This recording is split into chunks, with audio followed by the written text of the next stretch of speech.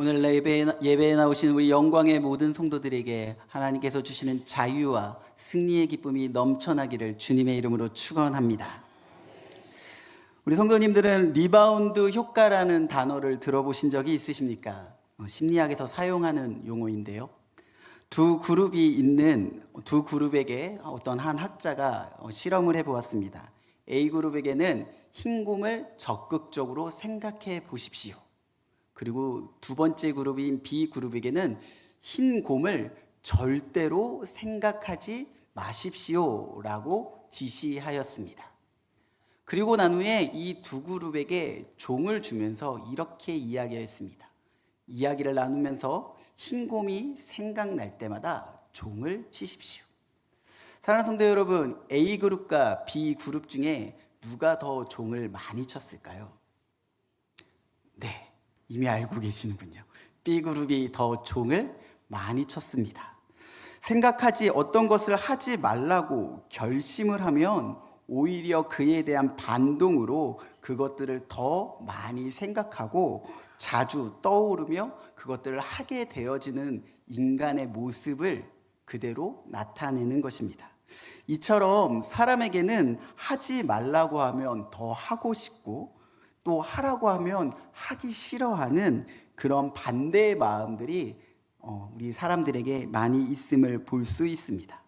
오늘 함께 볼 로마서 7장은 사람의 이런 모습이 아주 잘 드러납니다. 오늘 7장을 보기 위해서는 사실 로마서 1장에서부터 6장까지의 이야기를 조금 알아야 합니다.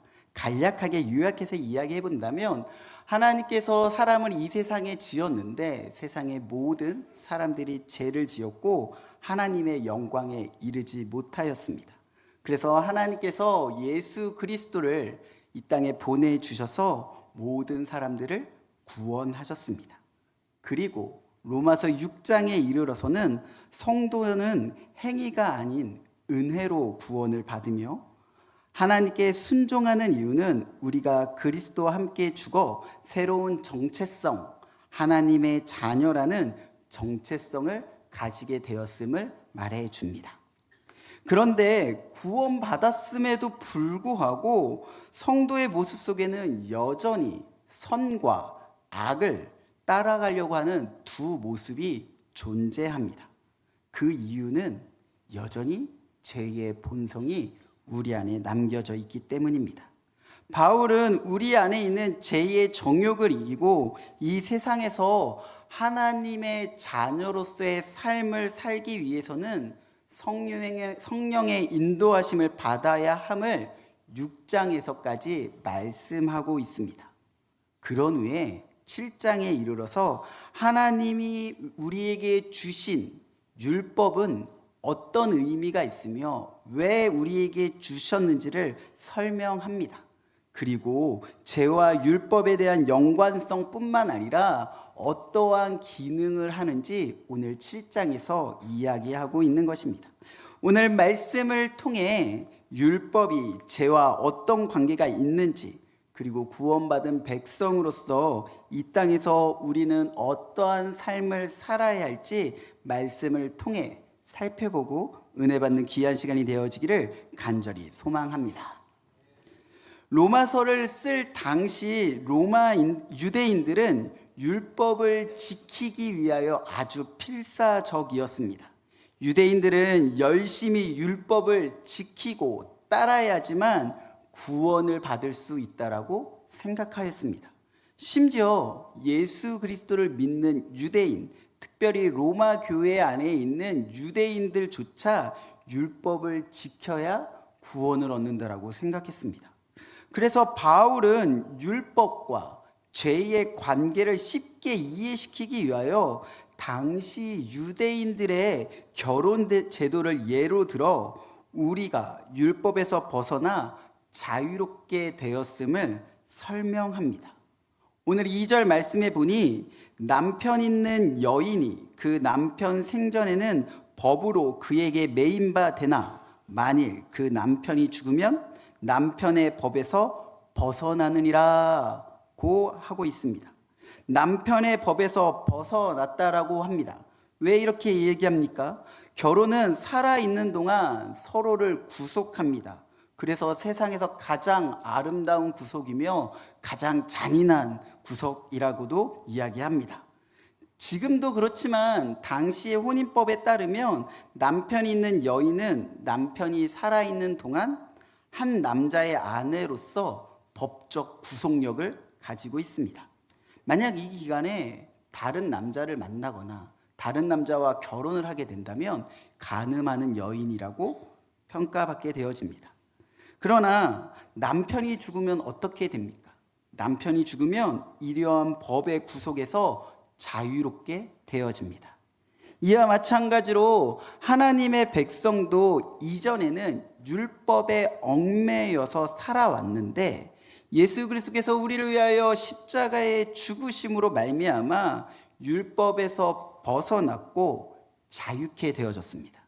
성도는 이제 예수님과 연합하였기에 더 이상 율법에 얽매일 필요가 없습니다.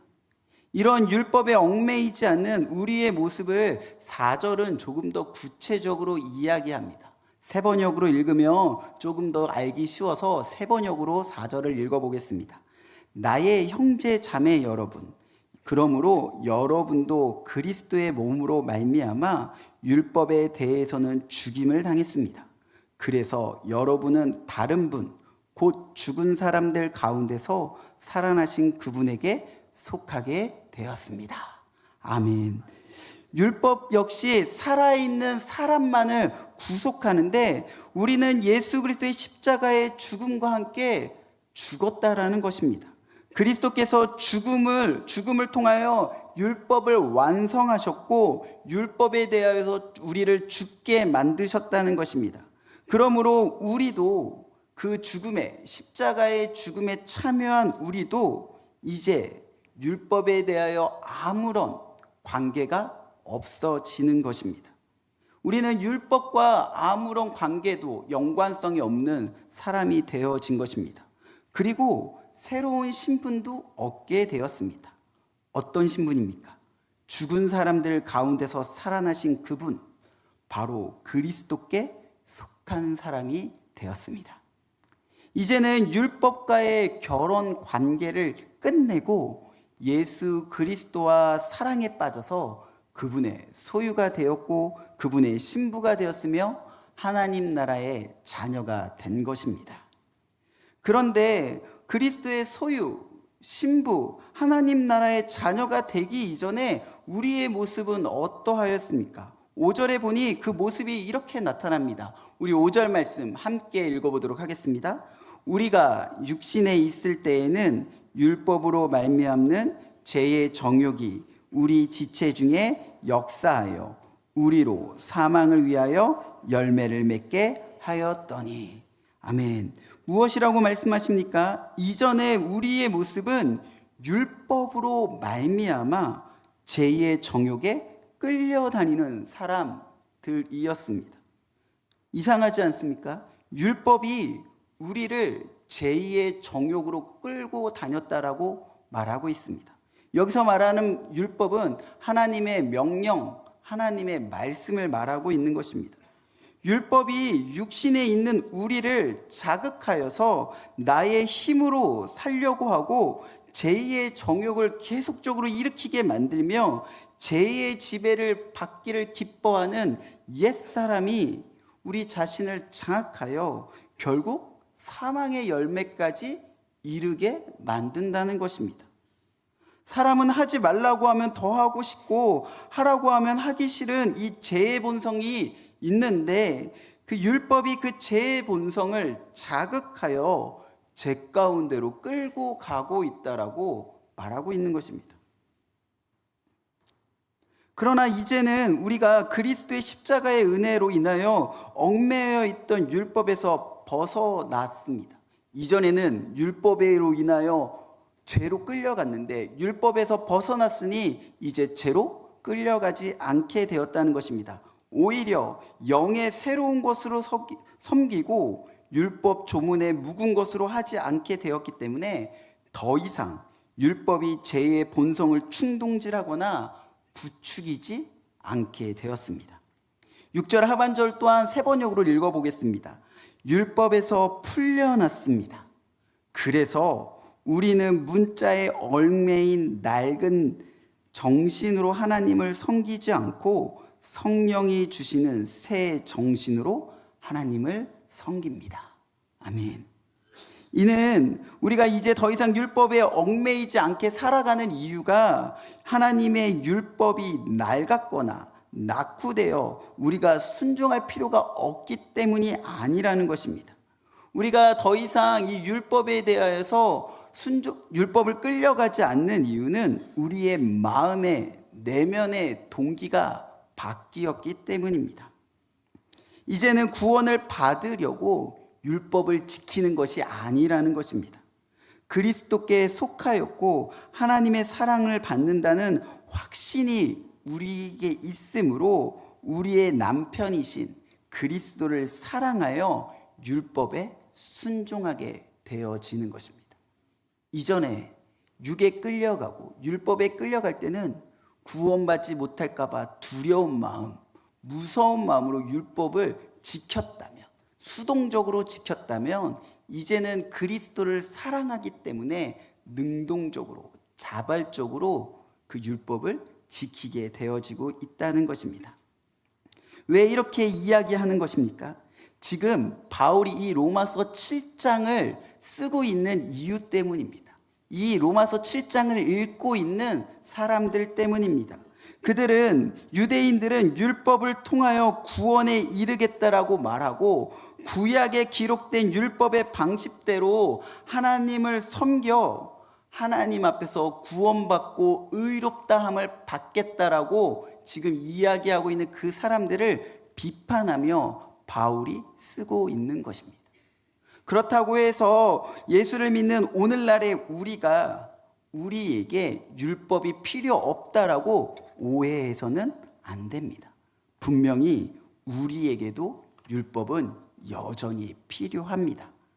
다시 말하지만 율법이 필요하다 없다라는 이야기를 하고 있는 것이 아니라 율법을 지키려고 하는 우리의 시각, 우리의 마음의 동기가 바뀌어야 함을 이야기하고 있는 것입니다.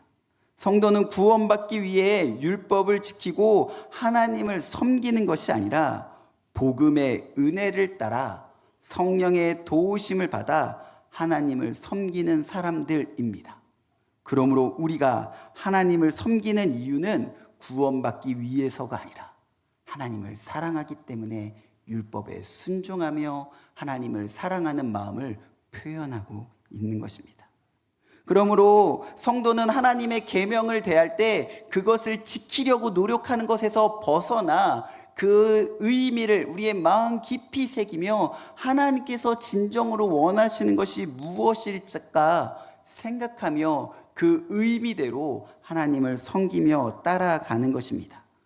그 결과가 무엇입니까? 그 결과는 하나님을 위하여 열매 맺는 삶을 살게 되며 성령이 주시는 새 정신으로, 새 마음으로 하나님을 섬기게 되어지는 것입니다. 특별히 하나님을 위하여 열매 맺는 삶이라고 한다면 갈라디아서에서 나오는 성령의 열매나 에베소서에서 나오는 빛의 열매 등과 같은 하나님이 기뻐하시는 열매를 우리가 맺게 되어질 것이라는 것입니다. 나의 힘과 능력으로 살아가는 것을 이제 멈추고 하나님 나라의 자녀로서 주의 백성으로서의 삶을 온전히 살아가는 모습, 그 모습을 열매 맺는 삶이라고 말하는 것입니다. 사랑하는 성도 여러분, 이제 우리에게 물어보고 싶습니다. 저와 여러분은 지금 누구에게 속하여져 있습니까? 그리고 이 시간 무엇에 속하여져 있으십니까? 율법에 얽매여 살아가면서 그 율법을 지키지 못하는 것에 대하여 낙심하고 계십니까?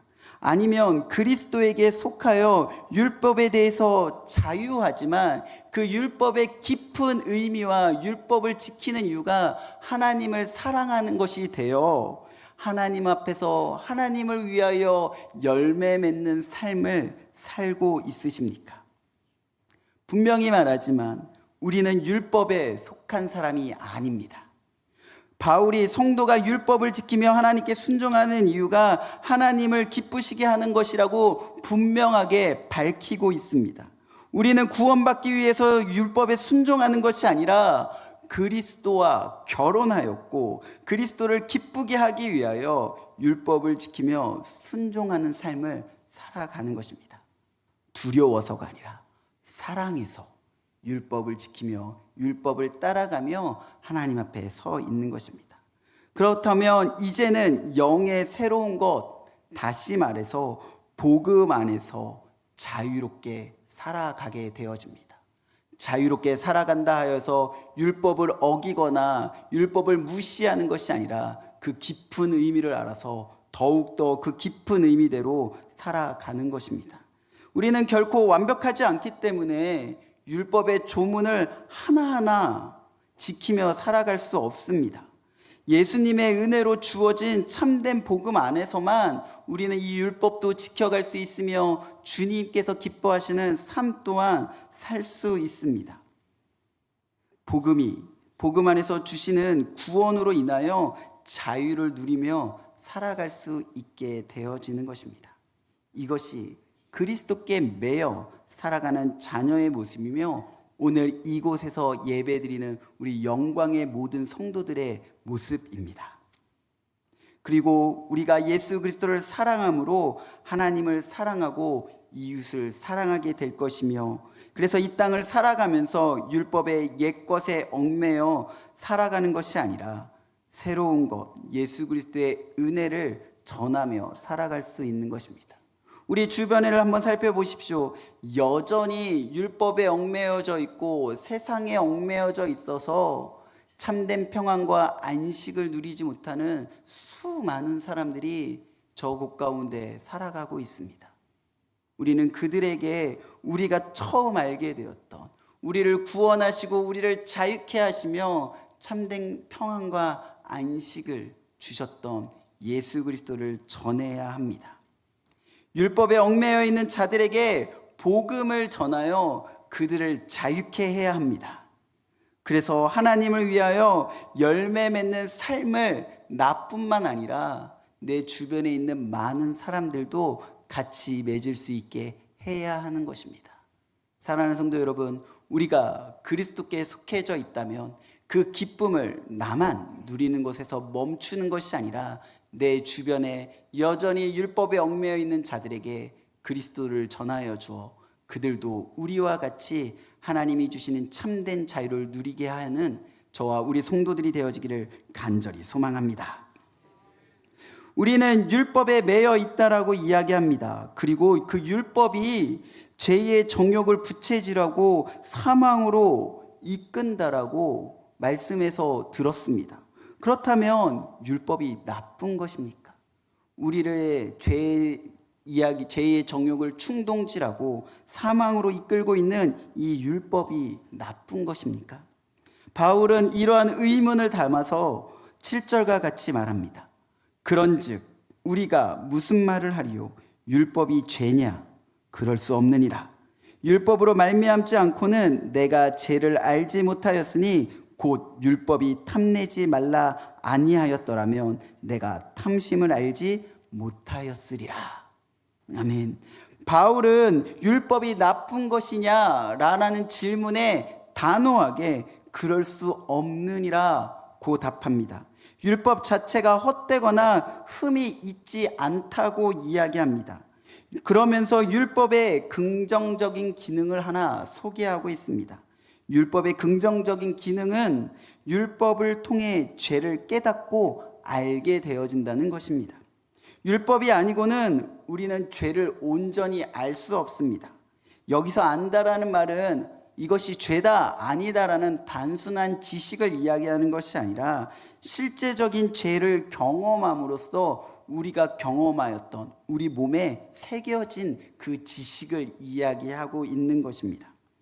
판단 기준이 되어진다는 것이죠. 이 모든 것을 할 때 이것이 죄인지 아닌지 그 모든 판단 기준이 하나님의 말씀이라는 것입니다.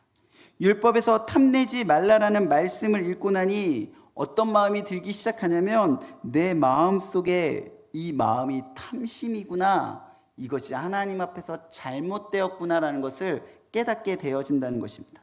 이것을 품지 말아야 된다는 것을 알게 되어진다는 것입니다.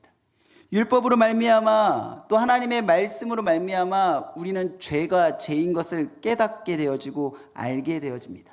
그렇다면 조심해야 되고 삼가해야 되고 그 죄 가운데서 멀어져야 합니다. 그런데 문제는 그 다음에 있습니다. 율법은 우리의 바람과는 다르게 부정적인 기능을 하기 시작합니다. 우리가 율법을 읽을 때 죄가 우리를 부추기기 시작합니다. 마치 숲을 아무 생각 없이 지나가다가 입산금지라는 표지를 보면 그곳 가운데 우뚝 서서 들어가지 말아야지 라고 생각하는 것이 아니라 저 숲에 무엇이 있기에 들어가지 말라는 것일까? 혹시 그물 하나 숨겨 놓았는데 그 그물 가져가지 못하게 하려고 하는 것인가? 라는 의심부터 든다는 것입니다. 그리고 누구나 들어갈 수 있는 숲에 왜 들어가지 못하게 하냐며 부당하게 생각하기까지도 합니다. 들어가려는 표지판이 오히려 그곳에 들어가고 싶어하는 마음을 부추기고 충동질하고 있는 것입니다. 그러나 율법의 부정적인 기능은 여기서 끝나지 않습니다. 한 걸음 더 나아갑니다. 10절입니다. 생명에 이르게 할 그 계명이 내게 대하여 도리어 사망에 이르게 하는 것이 되었도다. 아멘. 이 말씀이 무엇입니까? 죄를 살아나게 하고 죄를 충동질하게 했던 율법이 결국에는 우리를 사망에까지 이르게 한다는 것입니다. 그 예를 우리는 에덴 동산에서 보게 됩니다. 하나님께서 아담과 하와에게 선악을 알게 하는 나무의 열매를 먹지 말라고 명령하셨습니다. 그리고 그 열매를 먹는 날에는 반드시 정령 죽으리라고 말씀하셨습니다. 에덴 동산에서 하나님께서 명령하신 유일한 명령이었습니다. 그런데 하나님께서는 이 명령을 통하여 그들의 존재 목적대로 하나님께 영광 돌리며 정하신 생명을 누리게 하기 위하여 또한 하나님이 주신 복을 누리게 하기 위하여 이 명령을 주셨는데 사탄이 죄가 이 계명을 하나님의 말씀을 죄를 짓는 데 이용하여 아담과 하와에게 접근하여 유혹하기 시작하였습니다. 그 결과가 무엇입니까? 아담과 하와는 결국 하나님의 계명, 말씀을 어기고 죄를 짓고 죽음을 선택합니다. 하나님과 단절됨을 선택하는 것이죠. 제가 율법과 계명을 이용하여 인간을 속이고 멸망에 이르게 하는 결과를 가져온 것입니다. 결국 죽음에 이르게 되었습니다. 죄를 살아나게 했던 율법이 결국 우리를 사망에까지 이르게 만들어 온 것입니다. 또다시 물어보겠습니다. 죄를 살아나게 하고 우리를 사망에 이르게 하는 율법은 나쁜 것입니까? 12절에 바울이 그 대답이 있습니다. 이로 보건대 율법은 거룩하고 계명도 거룩하고 의로우며 선하도다. 아멘. 바울은 율법이 필요 없다거나 나쁘다라고 말하지 않습니다. 분명 앞에서 율법이 죄를 일으키며 사망에 이르게 한다라고 말하고 있는데 그 율법이 잘못되었다라고 나쁘다라고 말하고 있지 않다는 것입니다. 오히려 율법을 향하여서 거룩하고 의롭고 선하다라고 분명하게 말하고 있습니다. 하나님께서 바울은 그 누구보다 하나님께서 율법을 주시면서 약속하셨던 것이 무엇인지 잘 알고 있었기 때문입니다. 하나님이 약속하셨던 것은 생명입니다. 레위기 18장 5절에 보니 너희는 내 규례와 법도를 지키라. 사람이 이를 행하면 그로 말미암아 살리라. 나는 여호와니라. 하나님께서 계명을 주시면서 분명히 이 계명을 지키고 행하면 율법을 지키고 행하면 오히려 생명이 있을 것이라고 여호와의 이름으로 약속하고 계신 것입니다. 그러면서 선한 율법이 사망을 가져올 수 없다라고까지 바울은 이야기합니다. 다만 율법이 계명이 죄를 심히 제되게 하기 위해서 필요한 것이기 때문에 우리에게 주신 것이라는 겁니다. 사랑하는 성도 여러분, 하나님께서는 거룩하시고 의로운 분이시기에 우리에게 주신 율법도 거룩하고 의로울 수밖에 없습니다. 인간의 근본적인 문제는 율법에 있는 것이 아닙니다. 하나님의 명령에 있었던 것이 아니라는 것입니다. 죄에 있습니다. 죄가 율법을 이용하여서 사람들에게 죄를 짓도록 충동질하고 부추긴다는 것입니다. 그래서 하나님의 뜻대로 살려고 마음을 먹고 노력하고 결심을 해도 죄의 유혹과 그 죄에 의해서 넘어지는 경우가 우리에게 종종 있다는 것입니다. 때로는 우리의 의지보다 죄의 힘이 더 강하게 느껴지기도 합니다. 그럴 때라 할지라도 내 삶의 죄를 허용하지 않도록 우리는 주의 도우심을 날마다 구하며 살아가야 합니다. 그렇기에 신앙생활은 나의 의지와 노력으로 하는 것이 아니라 예수 그리스도의 은혜로 하는 것입니다. 우리의 신앙생활의 해답은 나의 어떠함에서부터 나오는 것이 아니라 그리스도에게 있습니다. 그래서 그리스도가 해답이십니다. 우리는 날마다 하나님의 은혜가 필요하고 예수님께 붙어 있어야만 합니다. 예수 그리스도 안에 죄를 이기는 능력과 믿음이 있기 때문입니다. 예수 그리스도와 동행하며 우리가 해야 할 일은 죄로 깨닫게 하는 율법의 기능을 다시 한번 우리 마음 가운데 새겨보는 것입니다. 이것이 죄이구나 알면 아까 죄의 긍정적인 기능처럼 그 죄를 죄로 보며 삼가고 조심해야 합니다. 그러나 우리의 힘으로 삼가고 조심하는 데는 분명 한계가 있다는 것입니다. 그렇기에 하나님의 능력을 구하며 성령의 인도하심을 구하는 삶, 그리스도께 의지하는 삶을 살아가야 하는 것입니다. 그 방편이 바로 기도입니다. 기도로 주님 앞에 나아갈 때 오늘의 힘이 되시며 내일의 소망 되시는 그 전능하신 하나님께서, 우리를 구원하시는 사랑 하나님께서 우리를 구원하여 주시고 인도하여 주시며 그 모든 죄 가운데서 우리를 지켜주실 것입니다. 결국 또다시 그리스도께로 가야 하는 것입니다. 사랑하는 성도 여러분, 저와 우리 성도님들은 율법만을 바라보며 그것을 지키기에 급급하거나 연약함과 죄로 인하여 괴로워하는 자리에 머물러 있지 않기를 원합니다.